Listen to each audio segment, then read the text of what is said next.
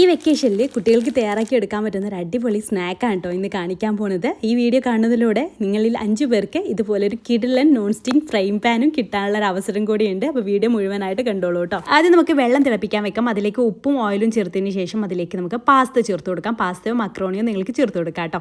അത് നന്നായിട്ട് നല്ല തണുത്ത വെള്ളം കൊണ്ട് വാഷ് ചെയ്ത് വെള്ളമൊക്കെ ഡ്രൈൻ ചെയ്തതിന് ശേഷം അതിലേക്ക് കോൺഫ്ലവറും ഉപ്പും ചേർത്തിട്ട് നന്നായിട്ടൊന്ന് മിക്സ് ചെയ്തെടുക്കുക. അപ്പോൾ ഇതിങ്ങനെ സെപ്പറേറ്റ് ആയിട്ട് കിട്ടും. പിന്നെ നിങ്ങളിൽ 5 പേർക്ക് ഈ ഒരു അടിപൊളി നോൺ സ്റ്റിക്കിൻ്റെ ഫ്രൈങ് പാൻ കിട്ടാനായിട്ട് നമ്മുടെ പേജും അതിഥി പാരിസൺസിൻ്റെ പേജും ഫോളോ ചെയ്യുക. ഈ വീഡിയോ ലൈക്ക് ചെയ്യുക, 3 ഫ്രണ്ട്സിന് ഷെയർ ചെയ്ത് കൊടുക്കുക, നിങ്ങളുടെ സ്ഥലം ഒന്ന് കമൻറ്റ് ചെയ്യുകയും ചെയ്യുക. ഇനി ഇത് ഫ്രൈ ചെയ്തെടുക്കാൻ വേണ്ടിയിട്ട് പാരിസൺസ് അതിഥിയുടെ സൺഫ്ലവർ ഓയിലാട്ടോ ഞാൻ എടുത്തിട്ടുള്ളത്. ഇതിൽ പൊരിച്ചെടുത്താലുണ്ടല്ലോ നല്ലൊരു ടേസ്റ്റ് ആണ്.